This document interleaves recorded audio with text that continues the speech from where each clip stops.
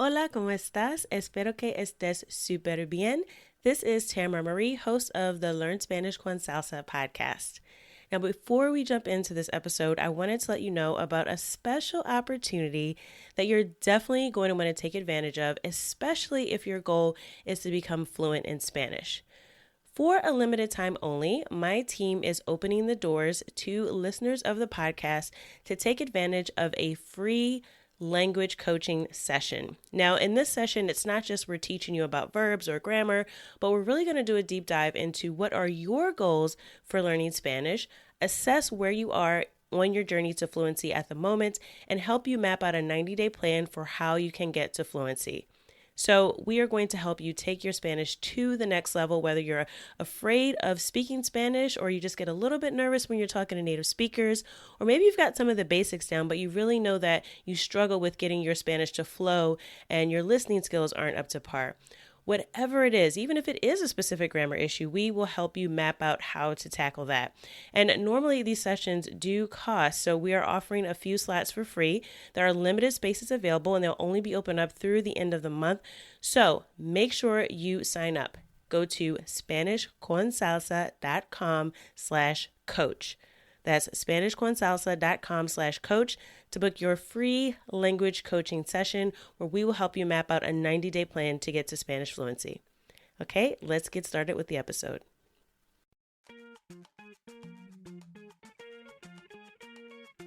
Bienvenidos! Welcome to the Learn Spanish con Salsa podcast, the show for Spanish learners that love music, travel, and culture. Close your grammar textbooks, shut down the language apps, and open your ears to how Spanish is spoken in the real world. Let us show you how to go from beginner to bilingual. Here is your host, certified language coach, Tamara Marie. Hola oyentes, bienvenidos al episodio 55. Welcome to episode 55 of the Learn Spanish con Salsa podcast. This is a special episode because we are officially celebrating our 1-year anniversary.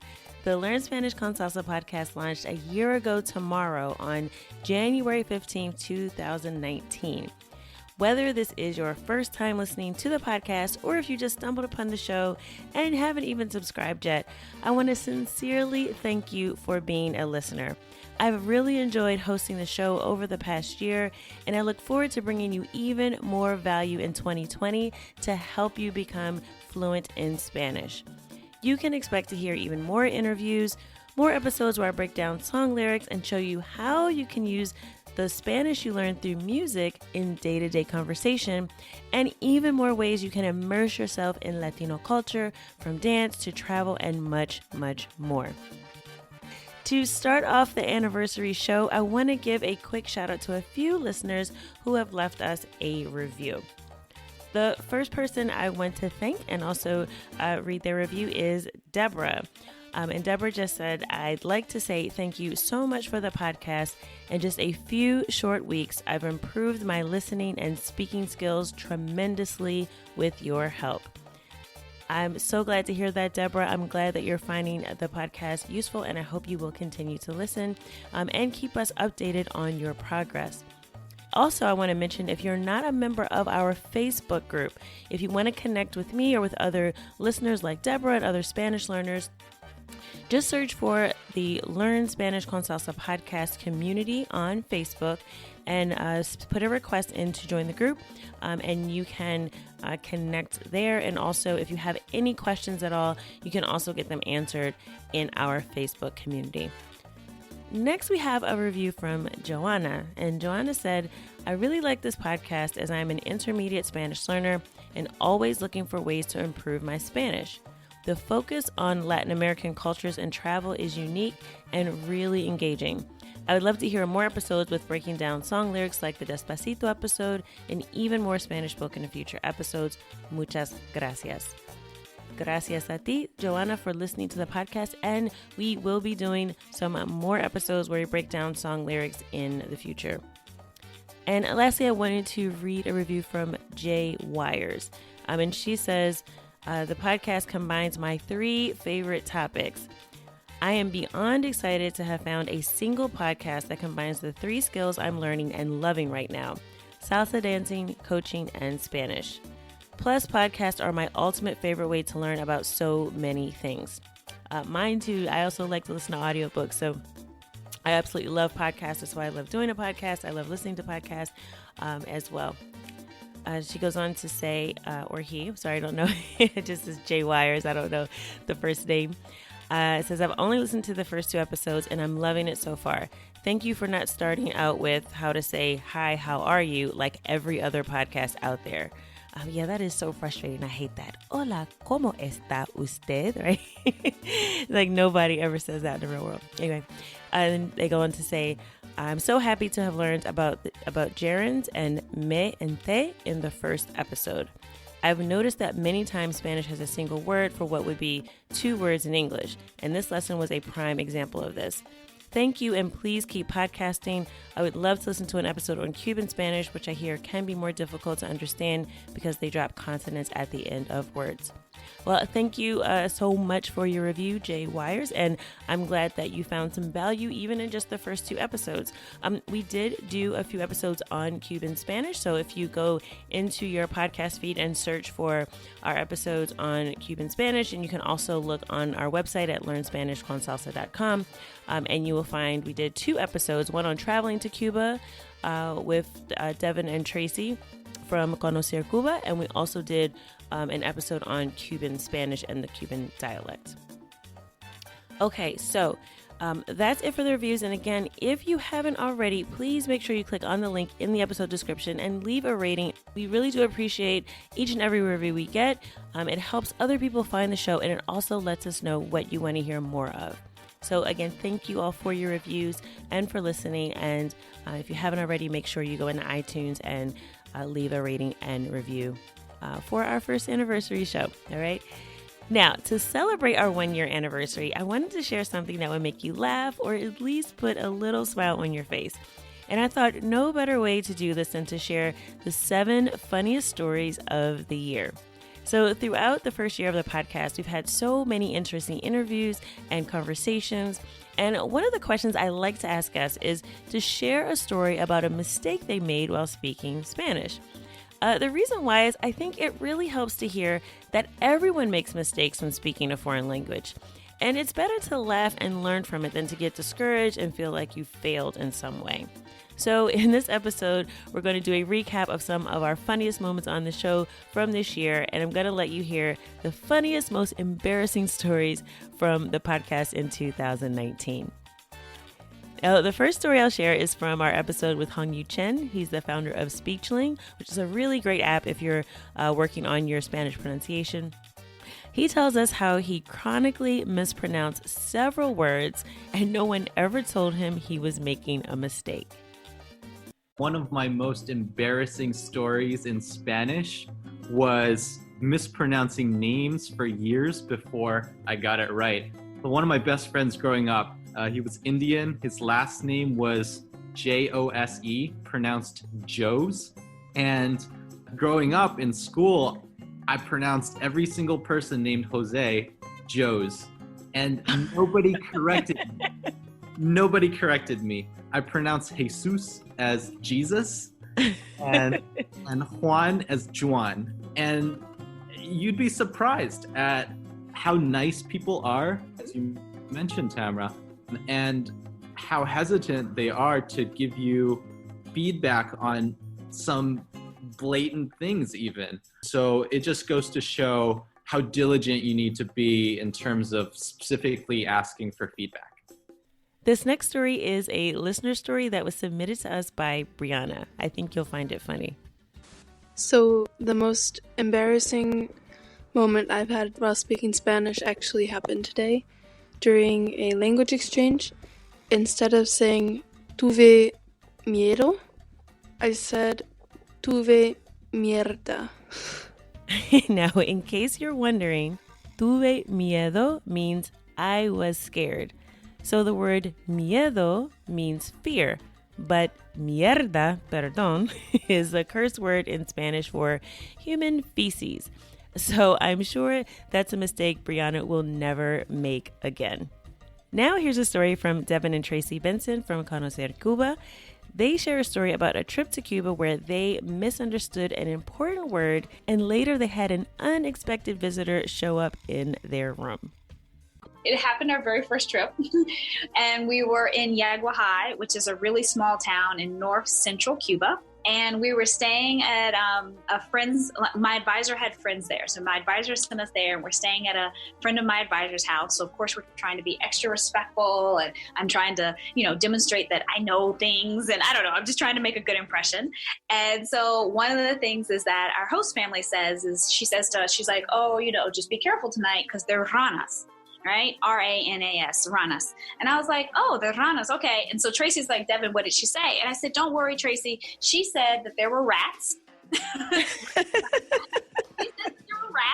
And therefore we could sleep with the window open. It's no big deal because, rats aren't going to come up climbing through the window. We sleep with the window open. And sometime around 2 a.m., a frog jumps in. Because rana means frog, not rat. Devin, what's happening? I'm like, oh my God. Yeah, and so of course, we didn't catch the rana. We had to run out and get our host family, and they said, oh, we told you about like, no, frogs. The next story I'll share is from our episode on pronunciation with Kyle Kuzman from Hear, Listen, Speak. This story is actually about a funny mistake he made speaking Portuguese during a trip to Brazil. But if you listen, you'll notice there's some similarities to the word that he made a mistake with in Portuguese to the same word in Spanish. This one time I was in Brazil, so I had just shown up in Brazil. I basically grew up with this Brazilian family. Like in high school, I lived at their house a lot of the time, just like really good, close friends. And so they were really the inspiration for me to learn Portuguese. So I had been listening to a lot of Brazilian music, reading children's books, get like the audio with the text is really great, little audio books, just simple stuff, just start out small and just rhymes, songs, poems, all that good stuff. And so I had been preparing and training my ear and like trying to build that kind of phonetic base, like so I could at least be familiar with and know what it sounds like. So I got to Brazil and I had been there maybe 4 or 5 days, and I was very tired. I was like, in the full immersion. I couldn't understand anything. I was like, okay, I need to really work on this. So my dad, my Brazilian dad, Thomas, asked me, he was like, so Kyle, why is your t-shirt that weird kind of pink? And I was like, and he said, porque sua camiseta é rosa. And camiseta is t-shirt. You also say camisa or camisinha. And camisinha, if you're a Spanish speaker, you'd be like, maybe that means like a small shirt. Unfortunately, it means condom.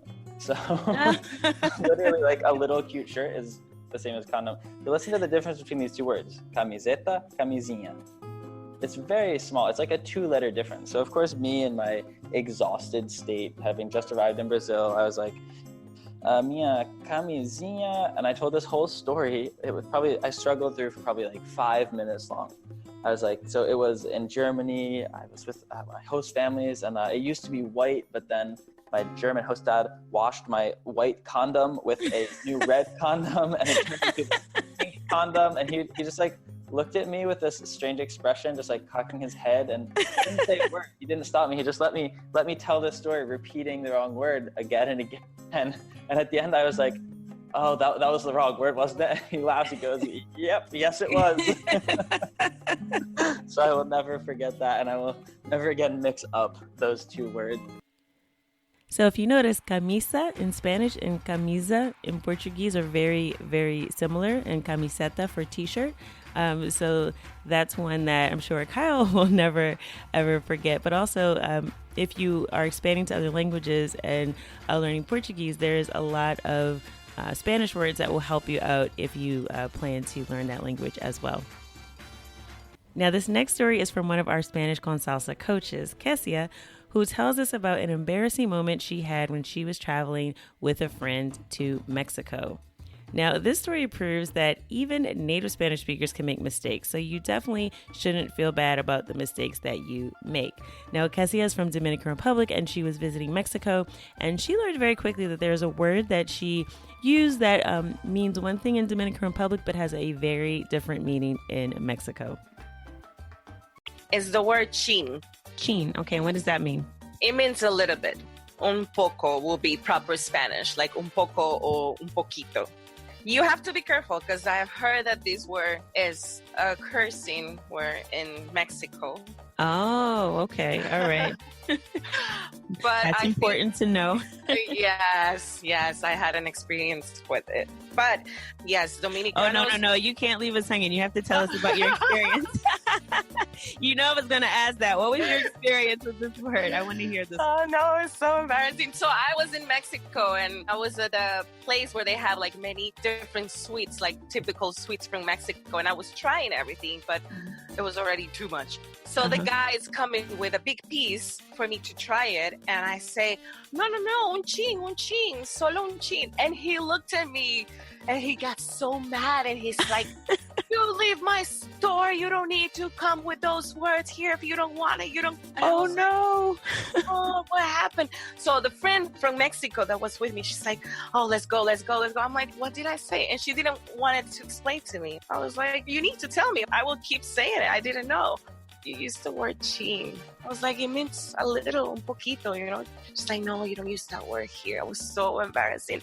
But then the worst thing was that I couldn't control it. And after that, I wanted to say chin all the time. It's like I couldn't say un poco or un poquito. Oh, no. Well, give us an idea of what it means in Mexican Spanish without, I guess giving us the actual word. Kind of give us an idea of what it means.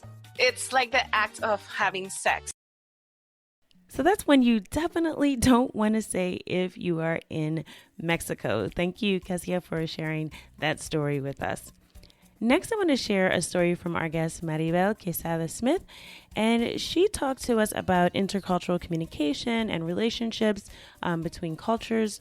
And her funny story is actually about a family member who is a native Spanish speaker who made several mistakes when learning English. When I was, again, sixth grade, or no, not sixth grade, when I was in seventh grade, coming to the United States and living here for the first time, I was in English class and we were talking about where we wanted to go on vacation or where we'd like to go on vacation. And I said, I love going to the beach. Yes, the beach is my favorite. And the whole classroom was like, what? And they, of course, all the kids started cracking up. And the teacher's looking at me all embarrassed, like feeling sorry for me, but at the same time, just kind of trying to keep the kids in order. Like, right. I think you meant beach, right? Is that what you meant? And I said, yeah, I said bitch. That's what I said. So my accent got me in trouble a lot of times with words like that. I still sometimes say things and people are like, what? But it doesn't bother me as much. I've learned to understand that that's just who I am. But that was one of those words that I had to really put an emphasis on when I would pronounce it. Love was another word. I used to say love because in Mexico, B and the B as in boy and the B as in Victor are the same. They sound basically the same, or at least in Spanish. And so I would get those two letters, I would use them the same interchangeably. And so when I said love, I'd be like, love. So that one I've conquered. But I still sometimes get other words mixed in with my accent. They sound like something totally different. Like my mom used to say shit cake instead of sheep cake. And that's like a story that we will forever tell because it's the funniest thing in the world. She's ordering a cake on the phone and she's like, I want a shit cake. You can just picture the other person on the other line is like, what the heck? Is this a prank? Lastly, I will put myself out there and share my embarrassing moment. Now, I shared this on the very first episode of the podcast in the trailer episode. So coming full circle, this is about my first trip abroad and how I was completely lost, even though I thought my Spanish was at least decent at the time. I went on a trip to Panama, armed with my high school Spanish skills, and I was quickly humbled. I remember being on the airplane, descending into Panama City, trying to prepare myself for customs and immigration. I was rehearsing how to say my address of where I was staying in Panama City.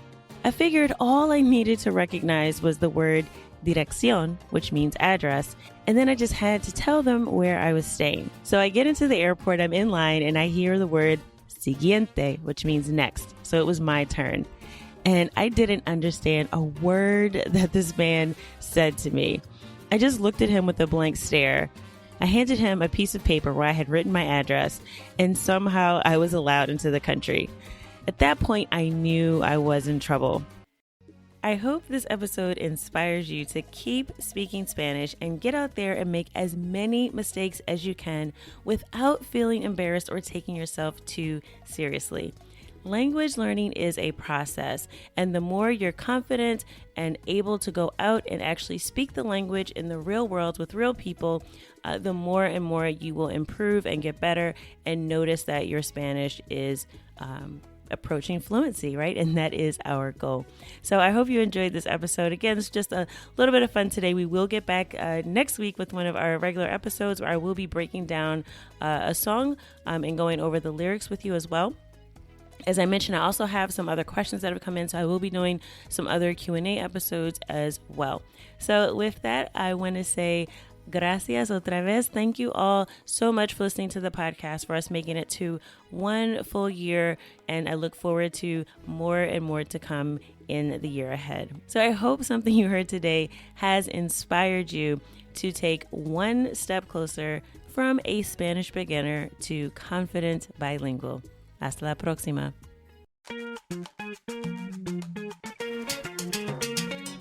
Thank you for listening to the Learn Spanish con Salsa podcast at learnspanishconsalsa.com.